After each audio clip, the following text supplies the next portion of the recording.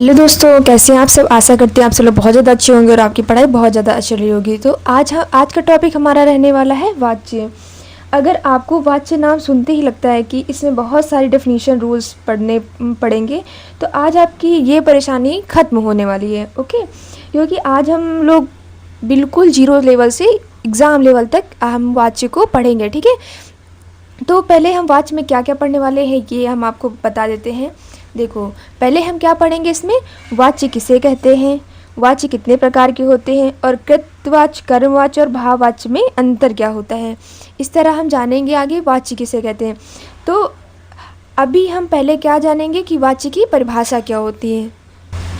इसके बाद पहले हम क्या देखेंगे, वाच्य की परिभाषा। वाच्य की परिभाषा क्या होती है, क्रिया के जिस रूप से यह बोध होता है कि वाक्य में कर्ता, कर्म या भाव तीनों में से किसी एक की प्रधानता का बोध होता है। अगर कर्ता की प्रधानता है तो कृतवाच्य होगा, कर्म की प्रधानता होगी तो कर्मवाच्य होगा, अगर भाव की प्रधानता होगी तो क्या होगा, भाववाच्य होगा।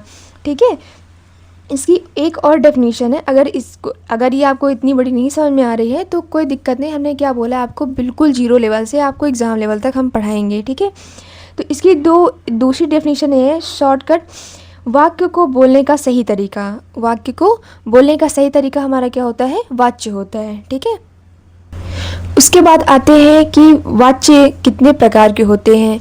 तो वाच्य हमारे कितने प्रकार के होते हैं, वाच्य के भेद हमारे कितने होते हैं, 3 भेद होते हैं। वाच्य कितने भेद होते हैं, 3 भेद होते हैं। तो पहला कौन सा हो जाएगा, पहला हो जाएगा हमारा कर्तवाच्य, दूसरा हो जाएगा कर्मवाच्य और तीसरा हो जाएगा हमारा भाववाच्य।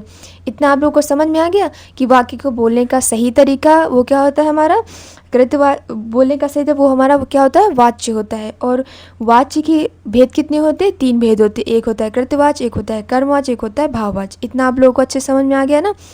आप एंड तक जरूर बने रहिए क्योंकि हम आपको लास्ट में क्वेश्चन भी करवाएंगे इसके, जिससे आपको पूरा फुल तरीके से आप एग्ज़ाम से लेके हाई लेवल तक सीख सकें।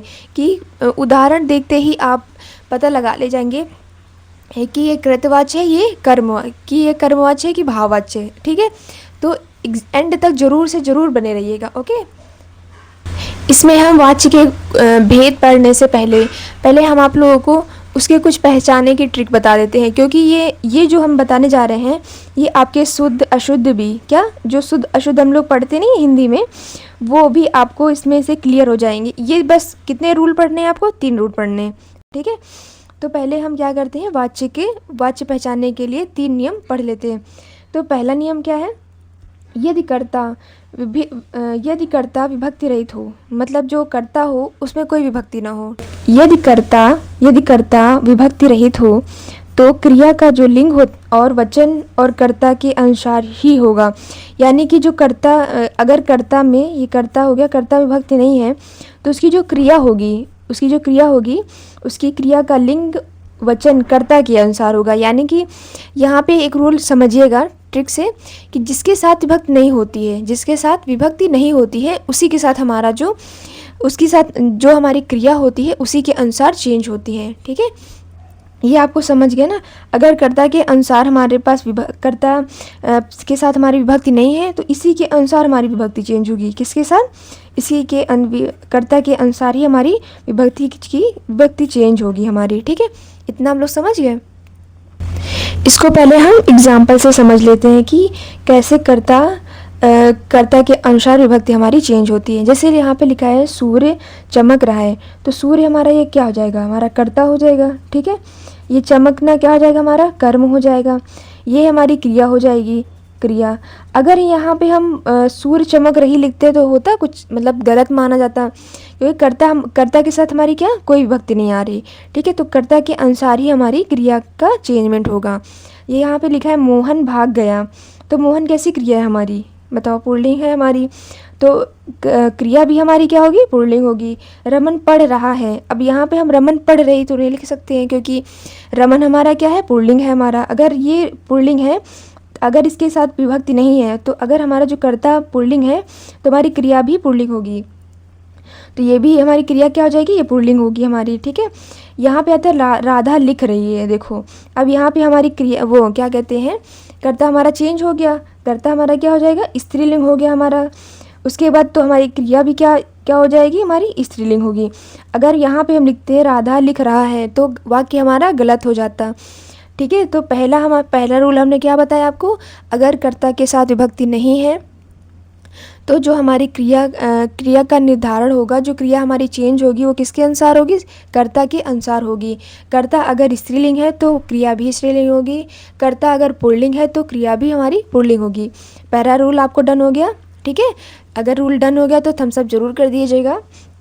उसके बाद आते हैं सेकंड रूल पे। ठीक है, कर्ता विभक्ति सहित हो तथा कर्म भी विभक्ति सहित हो। क्रिया का लिंग वचन ना तो कर्ता के अनुसार होगा और ना ही कर्म के अनुसार होगा। यानी कि जो कर्ता है हमारा उसके साथ भी विभक्ति है और जो कर्म है उसके साथ भी हमारी विभक्ति है। यानी हमारे दोनों के साथ जब विभक्ति होगी तो हम उसके साथ क्या करेंगे, वहाँ पे क्रिया हमारी क्या होगी, क्रिया हमेशा पुल्लिंग होगी। वहाँ पे यहाँ लिखा है, मैंने लिख दिया है, यह क्रिया सदैव एक वचन और पुल्लिंग होगी। ठीक है, अगर दोनों के साथ हमारी विभक्ति है तो ना कर्ता के साथ चेंज होगी क्रिया, ना ही कर्म के अनुसार क्रिया चेंज होगी हमारी। वो क्रिया किसके अनुसार चेंज होगी, हमारे वो एक वचन और पुल्लिंग ही होगी हमेशा। ठीक है, ये चीज़ हमारी याद रखना। ये शुद्ध अशुद्ध में भी आप लोगों को बहुत ज़्यादा काम करेगा। ठीक है, क्योंकि ये रूल बहुत ज़्यादा इंपॉर्टेंट है। इनको मैं आपको ट्रिक से बता रही हूँ कि जिसके साथ विभक्ति नहीं है उसके साथ ही हमारे वो क्रिया हमारी चेंज होती है। ठीक है, इतना आप लोग बस समझ लीजिए और कुछ नहीं समझना इसमें ज़्यादा।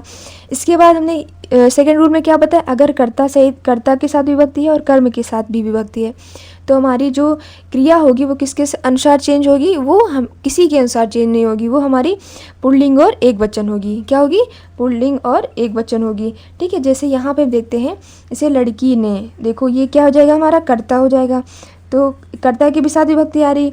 लड़कों को, ये हमारा क्या हो जाएगा, कर्म के भी साथ हमारी क्या है, विभक्ति है।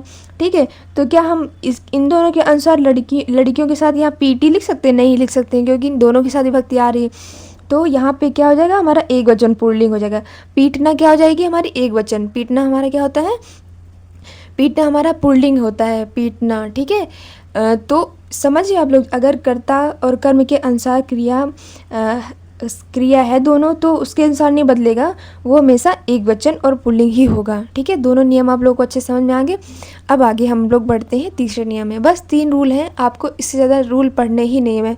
हम ज़्यादा आप लोगों को रूल पढ़ाएंगे नहीं, क्योंकि बहुत सारा ऐसे सिलेबस है, तो आपको हम ट्रिक द्वारा ज़्यादा अच्छे से समझा देंगे, क्योंकि आप एग्जाम्पल देखते ही आप वाक्य को समझ जाएँ। ठीक है, अब तीसरा रूल हमारा क्या कहता है, तीसरा रूल में आते हैं हम यहाँ पे कि यदि कर्ता के साथ विभक्ति हो और कर्म के साथ विभक्ति ना हो, यानी जो कर्ता है हमारा इसके साथ विभक्ति हो और जो कर्म है कर्म के साथ विभक्ति ना हो, तब क्रिया कर्म के अनुसार चेंज होगी। हमने आपसे क्या कहा था, जिसके साथ क्रिया होगी, जिसके साथ विभक्ति होगी उसके साथ हम क्रिया चेंज नहीं करेंगे। ठीक है, जिसके साथ विभक्ति नहीं होगी। अब यहाँ पे जो कर्ता है हमारा, ये कर्ता है हमारा, कर्ता के साथ हमारी विभक्ति है, पर जो कर्म है हमारा, कर्म के साथ विभक्ति हमारी नहीं है। ठीक है, तो इसके साथ हमारी विभक्ति नहीं है, तो हमारी विभक्ति क्रिया किसके अनुसार चेंज होगी, इस कर्म के अनुसार चेंज होगी। ठीक है, जिसके साथ विभक्ति नहीं है उसके साथ ही हमारी क्रिया हमारी चेंज होगी। ठीक है, इसको हम एग्जाम्पल समझते। देखो यहाँ पे क्या लिखा है, मोहन ने दूध पिया। ठीक है, अब मोहन क्या हो जाएगा, यहाँ पे कर्ता हो जाएगा। ठीक है, कर्ता के साथ क्या आ रही है, हमारी विभक्ति आ रही है, तो इसके अनुसार हम क्रिया चेंज नहीं करेंगे। अगर हमारे कर्ता के साथ देखो हमारी विभक्ति आ रही है, इसके अनुसार हम क्रिया का चेंज नहीं करेंगे। तो ये हमारा दूध हमारा क्या हो जाएगा, कर्म हो जाएगा। दूध हमारी कैसी क्रिया है, दूध पिया जाता है। क्या क्या आता है, दूध पिया जाता है। दूध हमारी पुल्लिंग है, दूध हमारा क्या है, पुल्लिंग है, तो पुल्लिंग के अनुसार ये हमारी क्रिया कैसे हो जाएगी, दूध पिया जाता है। ठीक है, तो मोहन ने दूध पिया, हमने क्या बोला था। फिर इसके बाद आते हैं, मोहन ने चाय पी। अब ये देखो, मोहन ने कर्ता के साथ विभक्ति आ रही है, पर ये जो हमारा कर्म है चाय चाय हमें हमेशा क्या होता है, पी जाती है। चाय हमेशा स्त्रीलिंग होती है, तो अगर हमारा कर्म स्त्रीलिंग है तो ये अगर स्त्रीलिंग है तो क्रिया भी हमारी स्त्रीलिंग ही होगी। ठीक है, क्रिया भी हमारी स्त्रीलिंग होगी। उसके बाद आता है, सीता ने खीर खाया। अब कर्ता क्या है हमारा, सीता, तो कर्ता के साथ विभक्ति आ रही नहीं आ रही प्रॉपर, तो उसके बाद ये खीर हमारी क्या हो जाएगी, ये हमारा कर्म हो जाएगा। तो खीर खाई जाती है, खीर हमारी क्या हो जाएगी, स्त्रीलिंग।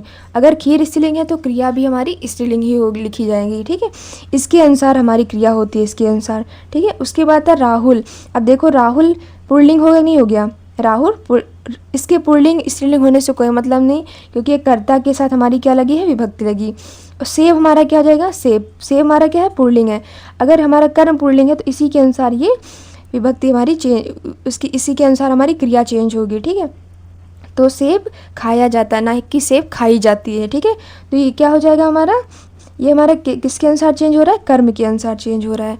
अब ये आपके तीनों रूल खत्म हो गए। इसके बाद हम वाच्य का जो भेद है हमारा, पहले वाच्य का भेद पढ़ते हैं, उसके बाद हम इसके PYQ भी करेंगे, ठीक है। इसके बाद पहला हमारा कौन सा भेद होता है, कृतवाच्य। कौन सा होता है, कृतवाच्य। इसकी परिभाषा पहले हम देते हैं। यदि वाक्य में क्रिया का लिंग और वचन कर्ता के अनुसार बदले, यानी जो क्रिया होगी हमारी वो हमारी किसके अनुसार बदलेगी, कर्ता के अनुसार, तो वहाँ पे क्या हो जाएगा हमारा, कृतवाच्य होगा।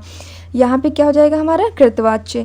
यदि वाक्य में जो हमारी क्रिया हो, क्रिया का जो लिंग होगा, क्रिया का लिंग और वचन कर्ता के अनुसार चेंज होगा, किसके अनुसार बदलेगा, कर्ता के अनुसार बदलेगा। तो ये इसकी एक पहचान हो गई। इसके बाद दूसरी इसकी पहचान क्या है, इसमें अकर्मक और सकर्मक दोनों क्रियाएं हो सकती हैं, ठीक है। इसमें अकर्मक और सकर्मक दोनों क्रिया हो सकती है। ये ज़्यादा अच्छे समझ कब आ सकता है, हमें एग्जाम्पल से ज़्यादा अच्छे समझ में आ सकता है, ठीक है। इससे पहले हमने लिखा है प्रदीप क्रिकेट खेलता है, और दूसरा एग्जाम्पल पढ़ो इसी तरह, अनीता क्रिकेट खेलती है। तो यहाँ पे देखो हमारा कर्म दोनों में सेम है कि नहीं, पर हमारा चेंज क्या हुआ है, हमारा कर्ता। अगर कर्ता हमारा ये पुल्लिंग है, कर्ता हमारा ये क्या है, पुल्लिंग है, तो क्रिया भी हमारी क्या हो गई, पुल्लिंग हो गई। तो कर्ता के अनुसार क्या चेंज हो रहा है, हमारी क्रिया चेंज हो रही। क्रिया का लिंग वचन हमारा चेंज हो रहा है, तो हमेशा क्या हो जाएगा, कर्तवाच्य होगा। इसके बाद जब यहाँ पे देखो कर्ता हमारा क्या हो गया, स्त्रीलिंग हो गया। कर्ता हमारा क्या हो गया, स्त्रीलिंग हो गया। जब कर्ता स्त्रीलिंग हो गया तो क्रिया भी देखो स्त्रीलिंग हो गई। यहाँ पे जब कर्ता स्त्रीलिंग हो गया तो क्रिया भी स्त्रीलिंग हो गई, यानी हमारा कर्ता के अनुसार ही तो क्रिया का चेंज हुआ है। यहाँ पे यही तो लिखा है, क्रिया का लिंग वचन कर्ता के अनुसार चेंज होगा, तो वहाँ पे हमारा क्या हो जाएगा, कृतवाच्य हो जाएगा। इसे घोड़ा भागता है, तो ये भी देखो, ये पुल्लिंग, घोड़ा क्या कहते हैं, पुल्लिंग है, तो और भागना भी पुल्लिंग हो जाएगा, ठीक है। राधा गाती है, अब यहाँ पे स्त्रीलिंग हो गया, तो गाती, गाना क्या हो जाए, गाना गाती है, तो उसमें ये भी स्त्रीलिंग हो गई, ठीक है। उसे मोहन खेलता है, अब यहाँ पे पुल्लिंग आ गया, तो खेलना क्या हो जाएगा, खेलना, क्रिया भी पुल्लिंग हो जाएगी, ठीक है। उसके बाद मोनी खाना बनाती है, अब यहाँ पे स्त्रीलिंग आ गया, देखो ये मोनी क्या है, हमारी स्त्रीलिंग हो गई है कर्ता, तो यहाँ पे क्रिया हमारी क्या, क्रिया भी हमारी स्त्रीलिंग होगी, ठीक है। मोनी खाना बनाती है, हम ये तो नहीं लिख सकते मोनी खाना बनाता है, ठीक है, गलत हो जाएगा। तो हम क्या, पहला हमारा जो क्रिया का भेद, वाच्य का भेद है, उसको किसके अनुसार चेंज होता है, वो हमारा कर्ता के अनुसार चेंज होगा। तो पहला आप समझ गए। उसके बाद आते हैं दूसरा हमारा कौन सा वाच्य है, हमारा कर्मवाच्य। जैसे हमारा इसकी परिभाषा क्या है, ये बहुत इजी है, क्योंकि इसमें ट्रिक है। आप देखते ही, अगर आप वाक्य लिख के आए, आप देखते ही पहचान जाओगे, ये कर्मवाच्य, इतना ज़्यादा इजी होता है ये। कर्मवाच्य किसे कहते हैं, क्रिया का लिंग और वचन कर्म के अनुसार होगा, यानी कि जो क्रिया का जो लिंग होगा, ये यहाँ पे क्रिया का लिंग किसके अनुसार होगा, वो कर्म के अनुसार होगा। वहाँ कर्तवाच्य में किसके अनुसार हो रहा था, कर्ता के अनुसार, और कर्मवाच्य में किसके अनुसार होगा, कर्म के अनुसार होगा, ठीक है। इसकी जो पहचान है, इसमें से जो हमारा वाक्य होगा, इसमें के द्वारा लिख के आएगा, से भी हमें मिलेगा, के हाथों, ये अगर के द्वारा, से और के हाथों, ये हमारे ट्रिक हैं। अगर ये वाक्य में हमें मिल गया तो समझ लो वो हमारा क्या आ जाएगा, कर्मवाच्य ही होगा। और एग्ज़ाम में हमें नॉर्मल ये वर्ड हमें मिल जाते हैं बीच में, तो हमें ज़्यादा परेशानी नहीं होती है। अगर आपको रूल से या परिभाषा भी देखना, तो वो क्रिया इसकी किसके अनुसार चेंज होगी, वो कर्म के अनुसार चेंज हो रही होगी, ठीक है। तो वहाँ पे कर्मवाच्य होगा हमारा। इसके पहले हम एग्जाम्पल हम लोग देख लेते हैं, ठीक है। अब ये देखो, कर्मवाच्य में हमने क्या बताया था कि आपको कर्म के अनुसार हमारी क्रिया का चेंज होगा। तो यहाँ पे कर्म हमारा क्या है, खाया।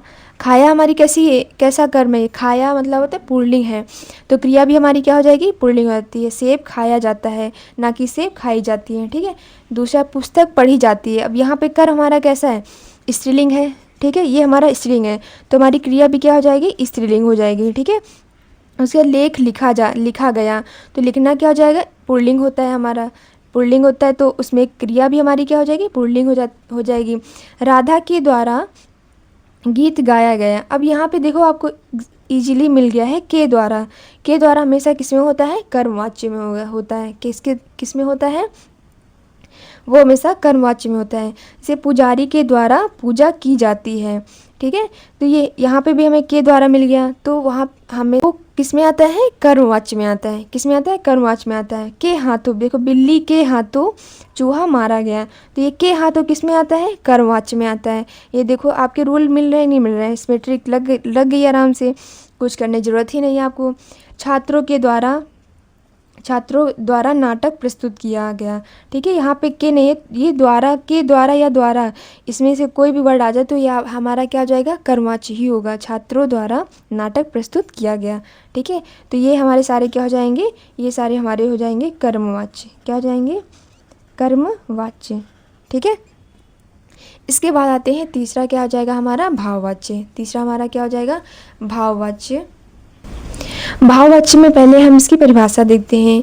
क्रिया सदैव अन्य पुरुष पुल्लिंग और एक वचन होती है। इसमें क्या होती है, अन्य पुरुष पुल्लिंग और एक वचन क्रिया होती है। इसमें सबसे इजी यही है, इसमें असमर्थता और समर्थता दोनों का बोध कराते हैं, ठीक है। यानी कि जो हमारा एग्जाम्पल होगा उसमें असमर्थता और समर्थता का बोध होगा, ठीक है। तो इसे हम पहचान जाएंगे। पहली चीज़ तो अगर भाववाच्य अगर है आपका, भाववाच्य वाक्य है आपका, तो इसमें से आपको ऐसे वाक्य मिलेंगे, मुझसे पढ़ा नहीं जाता, मुझसे खाया नहीं जाता, मुझसे नाचा नहीं जाता, अब चलो चला जाए, ठीक है, मुझसे नहाया जाता है, ऐसे वर्ड आपको मिलेंगे, ठीक है।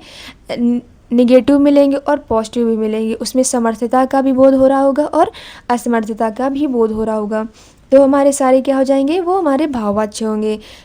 जैसे इसमें से एग्जाम्पल है, मुझसे चला नहीं जाता, मैंने क्या बताया था, इसमें क्या है, असमर्थता का बोध हो रहा है, यानी मुझसे चला ही नहीं जाता है, ठीक है, क्योंकि मेरे पैरों में दर्द है, ठीक है। उसके बाद दूसरा क्या देखेंगे, मोहन से बोला नहीं जाता। इसमें देखो असमर्थता का बोध हो रहा, नहीं हो रहा, मुझसे बोला नहीं जाता, मुझसे खाया नहीं जाता, मुझसे चला नहीं जाता, मुझसे पढ़ा नहीं जाता, ऐसे वर्ड आपको हमेशा भाववाच्य में ही मिलेंगे, ठीक है। तो इसमें क्या है, तीसरा क्या है, राहुल से हंसा नहीं जाता, राहुल से हंसा नहीं जाता, तो ये भी हमारा असमर्थता का बोध करा रहा है। अब चला जाए, ये हमारी समर्थता का बोध कर रहा है। अब चलो चला जाए, ऐसे वर्ड भी आएंगे आप लोगों को। मुझसे खाया जाता है, ये भी आपके भाववाच्य में होंगे, ठीक है। क्योंकि इसके बाद हम आप लोगों को आपके लिए कुछ PYQ लेके आए हैं। क्या लेके आए हैं, PYQ, जो आपको सॉल्व करने हैं, ओके। इसमें पहला हमारा क्वेश्चन क्या दिया गया है, राम ने खाना खाया। अब यहाँ पे मैंने क्या बताया था, यहाँ पे कर्ता प्रधान है कि नहीं, राम ने खाना खाया, तो ये जहाँ पे कर्ता प्रधान होता है और कर्ता के अनुसार भी क्रिया होती है, तो वहाँ पे क्या होता है, हमारा कर्तवाच्य होता है। जहाँ कर्ता प्रधान हो, जहाँ पर कर्ता प्रधान हो, जहाँ पे कर्ता प्रधान हो, ठीक है, तो वहाँ पे क्या होता है, कृतवाच्य होगा, ठीक है। सीता द्वारा पत्र लिखा गया। अब यहाँ पे आ गया द्वारा, ठीक है, तो ये द्वारा किस में आता है, हमेशा कर्मवाच्य में आता है, तो इसमें क्या हो जाएगा, हमारा कर्मवाच्य हो जाएगा।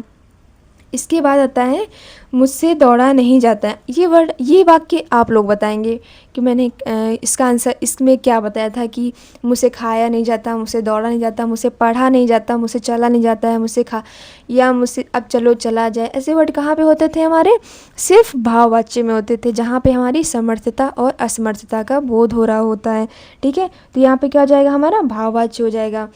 इस लास्ट क्वेश्चन का आंसर आप लोग देंगे कमेंट बॉक्स पे, ठीक है। इस लास्ट क्वेश्चन को हम नहीं बताएंगे, उससे अब चला नहीं जाता, ये वाक्य का आंसर आप लोग कमेंट बॉक्स में आंसर ज़रूर करेंगे। तो आपको हमारा ये सेशन कैसा लगा, अगर आपको ये सेशन हमारा अच्छा लगा हो तो आप हमारे चैनल को लाइक एंड सब्सक्राइब ज़रूर करें, जिससे कि आपको आगे आने वाली वीडियो आपको टाइम से मिल जाए। Thank you very much.